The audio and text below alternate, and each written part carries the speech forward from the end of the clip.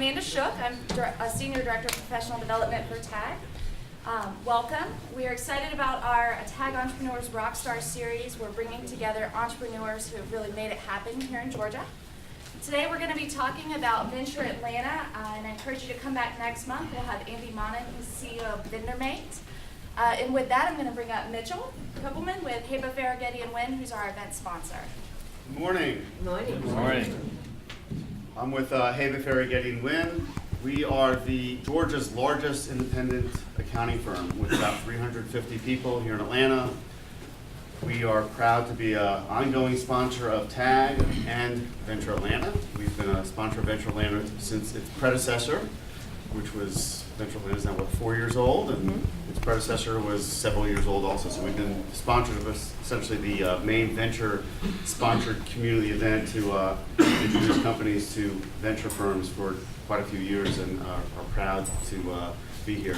Our firm has 5 major sectors. Technology, life sciences is one of them. I lead that for our firm. We probably have 50 people that spend 70 to 80% of their time every day working with technology and life sciences companies. We work with companies from idea to exit. And I think you're going to hear some great stories from the panelists today. And I want to bring up Allison Eman, who is the Executive Director of Venture Atlanta. Good morning, everyone. I'm Allison Eman. I'm Executive Director for Venture Atlanta. I think I know several of you, but I see a lot of new faces in the audience.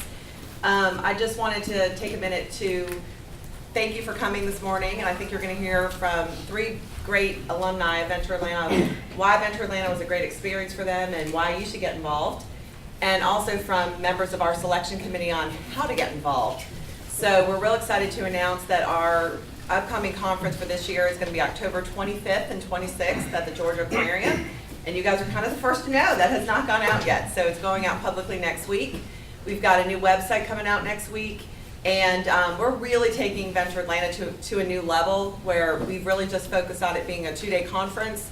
Now our website focuses on it being a main portal for investors to look at activity and what's happening in Atlanta. We have a resource center. We're going to have a community calendar. So there's going to be a lot of reason to go to our website again and again. We have a new blog coming out next week. So if you are not currently on my database, please make sure you get me your information. I'll be here after the event, and give me your business cards so that I can get you on there. But we've got a great lineup today, and I'm not going to take any more time. And I want to introduce Harris Fogel from Quofore, who was one of our 2008 presenters. So no PowerPoints, just giving you the story as it says. I will say that a little background, Quofore is a mobility software company. We develop mobile applications for the consumer products industry. So when you buy Oreos or Keebler products or Red Baron pizza or any Procter & Gamble product, it was probably ordered through a Quofore application by the sales rep or the driver that goes into the store, takes the order, has inventory in the truck, makes sure the promotions are in compliance, and sends data back to the headquarters, ties into SAP and everything else. So that's a little bit about what we do. We had no idea who Venture Atlanta was, quite frankly. This was probably mid-2008, somewhere around that time frame. And Mitchell Koppelman, who you just met, most of you know, and John Yates from Morris Manning, who are respective accounting firms and our legal firm, sent us these notes and said, you guys ought to get involved in this. And we said, we won't do this. And after a couple of emails, we said, well, why not? Let's go ahead and see if we can submit an application and get approved. Fortunately, we were approved. And so we presented in October of 2008. A couple of things about that. Once we were approved, we obviously had to spend a lot of time because Allison is very strict on 6 minutes. You get a 6-minute presentation, just tell your story. And within 6 minutes, how much can you tell? And so you have to be very, very focused. And so fortunately, Susan O'Dwyer and Mitchell from Heba said, listen, why don't we prep you? Said, bring your presentation, we'll critique you, which was great, by the way. So I come with a 20-minute presentation, which they very quickly cut down to 6 minutes. But it was good because it helps you focus on, who you are, what you do, how you do it, what's your use of proceeds, and what are your projections. If you can tell that in 6 minutes, it's great.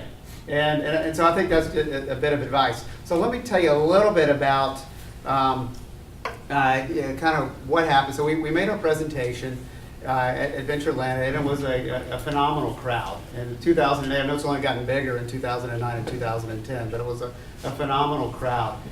As a result of the presentations, I would say that we had roughly 50 inquiries. I mean, and no kidding, 50 inquiries. And others, once they started flooding in, we realized, okay, two things. One, we know what our story is. We know how we want to use the capital. We know what we want to grow. And a couple of things that we really wanted to do as a company is we were a traditional perpetual software license business. We wanted to move to a software as a service model. We wanted the recurring revenue. We needed to make investments in the product. We needed to plan for the transition from getting big lumps of cash initially to ramping it up over time. And we also wanted to expand internationally and globally. We needed to do a good job of telling the story. So we put pause. Actually, we pressed pause on the investment raise for about 2 to 3 months while we pulled together a very tight investment memorandum. And we brought in, and this is a piece of lessons learned on our side, we really brought in a seasoned financial person to come in, who's now our CFO, to come in and put that investment memorandum together and help us work the process. Because at my heart, I'm a sales guy. At our CEO's heart, he's a marketing and business guy, a financial guy. We needed a really good guy who knew how to work the financial process, the investment capital raise. And so that's what we did. We put together a tight investment memorandum. We flipped the switch back on again to the 50 or so companies. We vetted them because there are certain companies that we wanted in certain styles. We just wanted one investor. We didn't want 2 or 3. And so I think you have to know kind of what you're after. We didn't want competing board members. We wanted somebody who was in it with us, that understood the long-term horizon. And because of that, it helped us whittle the 50 down to about 10, ultimately down to 3, which we did road trips to. And ultimately, we ended up with ABS Capital out of Baltimore. A quick story about ABS Capital. Susan O'Dwyer, in her recruiting efforts around the world and with her previous background with in investment capital and venture capital, convinced Laura Witt, who was the partner at ABS Capital, to come to Venture Atlanta. And so it just sort of was coincidental that our accounting advisors also brought down the venture capitalist investor that we ultimately ended up with. So we were thankful from that perspective. So 2.5 years, almost 3 years into it, it's been a very prosperous relationship. We have re-architected a good portion of our application. We made a cold turkey switch to software as a service. Our trajectory shows us given the global financial crisis, a little behind schedule, but we're growing quite nicely.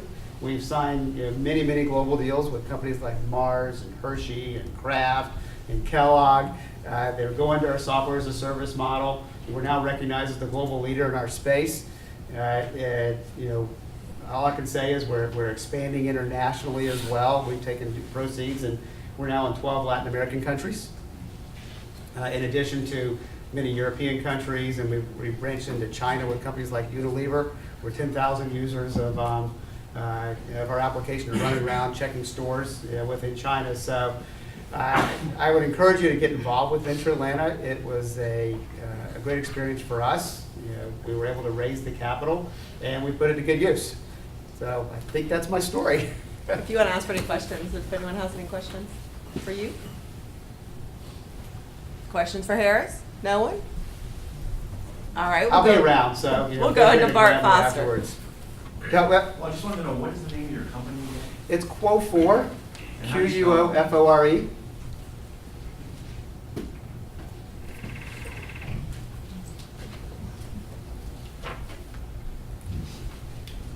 Give us an idea of the size of the company, if you can. I mean, can you tell us where you were 3 years ago, and then after Venture Atlanta, where you are today?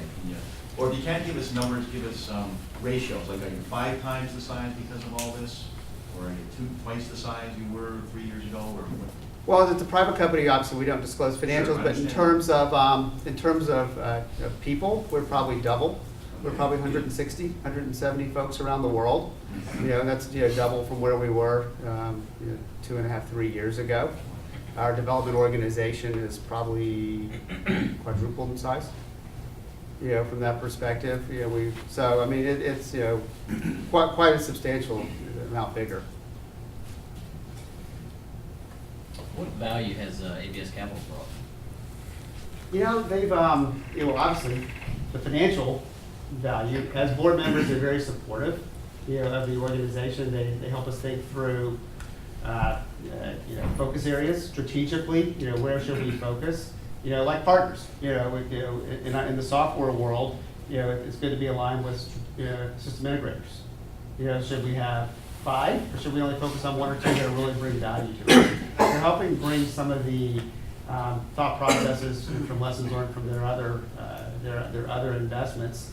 Also, listen, when with a company like that, when you've had many companies in your portfolio, CRM systems, pipeline reporting systems, those types of things that they can bring those types of value to. That we don't have to go out and reinvent the wheel. We can leverage some of the assets and some of the thinking that they've already perfected with their other portfolio companies.